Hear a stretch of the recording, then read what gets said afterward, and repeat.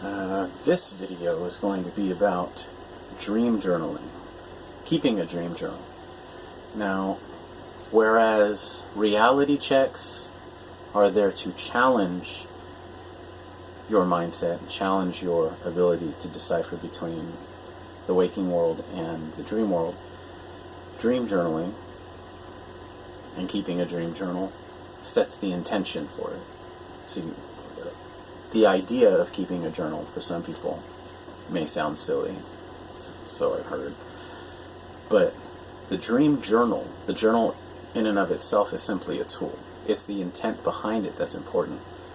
If you want to remember your dreams, if you want to remember your dreams in greater detail, if you want to, it's important because it helps set goals. It helps you have a plan of action that, so you can wing it if you want, but what a dream journal will help do is, by setting the intention to say, I want to remember my dreams, and thus I'm going to use the dream journal as a tool to do so. By setting the intention of, I'm going to use this so that I can have records of what I'm currently capable of, my current beliefs, my current limitations, so that I can use that as a marker for where I'm currently at, and then use the journal as a means to, and as a catalyst to further that progress. So you can see where you're at and setting that intention to do that. Sometimes it's a little difficult because, you wake up in the middle of the night and you don't even want to get up to use the bathroom, let alone sit there and dream journal. But the thing is, one cool thing about dreaming is, if you ever notice, sometimes you'll wake up from a dream and you'll remember that you remember the dream, but for some reason it's fragmented and it's distorted. And the more you try to remember it and the more you try to recall the details of your dream, it can become very difficult, and it can even just disappear just like that. But that's another video. This one's dream journaling. So I found a good practice is keeping a journal next to your bed.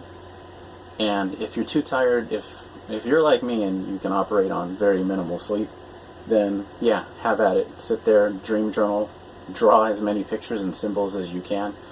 If you have a difficult time staying up, you can write keywords down, and these keywords will act as triggers when you wake up, because triggers are important.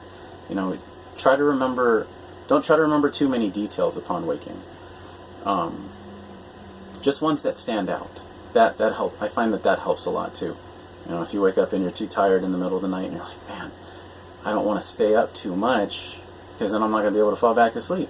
Just whip out your dream journal, write a couple things that stood out about the dream, and when you wake up in the morning, were they good enough?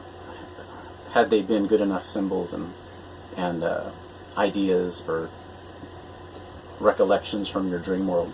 It'll act as triggers that will help you re-piece together the puzzle of a dream that you had just woken up from prior to.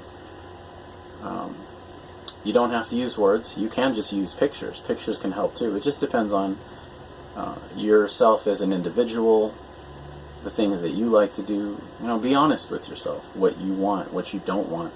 If you don't want a dream journal, if you don't have the motivation and desire to, and you want to run off of pure willpower, sure, you can do that too. But in the absence of that desire and that want and that motivation, you might just be going through the motions. So dream journaling is an extremely effective tool if you want to use it. And yeah.